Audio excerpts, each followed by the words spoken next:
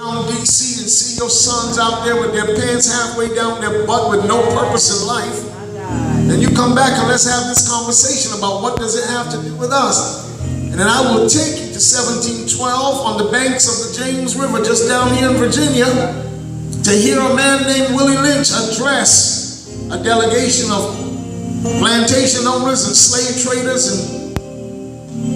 and I will take you to his speech, the first part of which I can quote for you almost verbatim.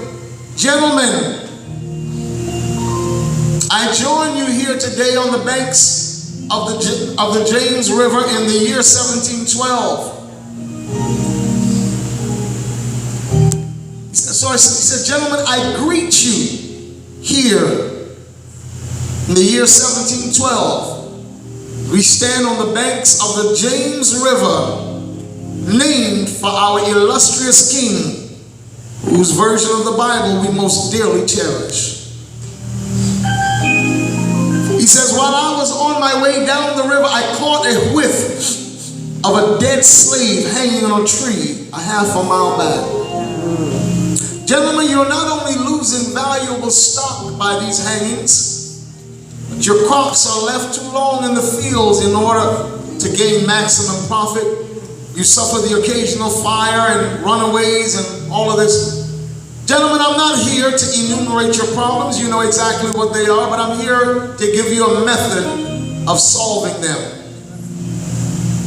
I'm here to tell you some of the oldest and some of the newest and yet oldest methods for controlling your black slaves. But before I do, he said, I will first assure you that envy is stronger than trust and fear stronger than adulation and admiration. He said, I have experimented with some of the oldest yet newest yet oldest methods of controlling black slaves on my modest plantation in the West Indies. He was from Jamaica.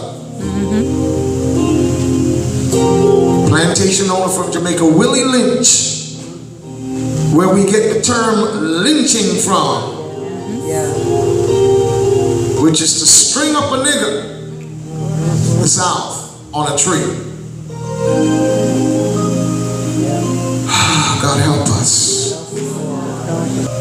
That if for 1 year you will get your wives, your children, your overseers to implement this rigorously for 1 year, he said, I will guarantee you, you will keep your black slaves for 300 years, maybe even thousands. That prophetic demonic utterance was fulfilled in 2012, 300 years.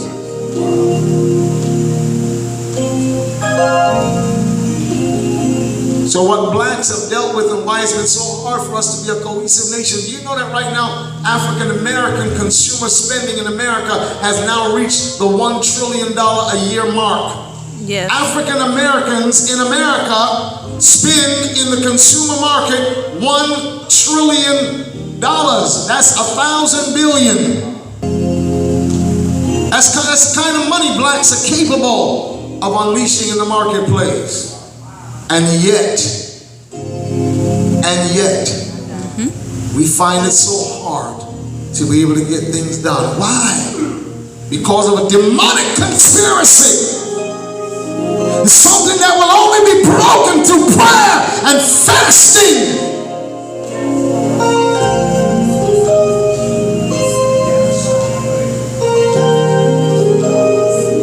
So tonight, as I stand before you, in the authority of the name of Jesus, I speak and declare that the men of this house will take the forefront. I declare that you will show forth the grace of fatherhood, the grace of sonship, the grace of spiritual authority that will cause your sons and daughters to turn to you. I declare that the older men of this house shall sit with authority like the elders in the villages of Africa. You will have that respect. I tear down right now every generational curse Every yoke of bondage in the name of Jesus. I destroy its power right now. I declare you will have the respect of your wives and of your daughters.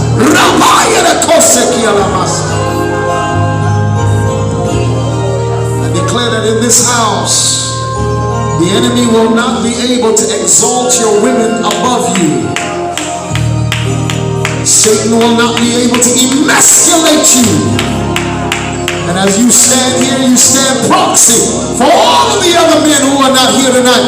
I declare that the armor of light shall rise up, and the revelation of the Lord shall be abundant in your midst concerning spiritual authority, power, governmental authority, and purpose from God in the midst of you.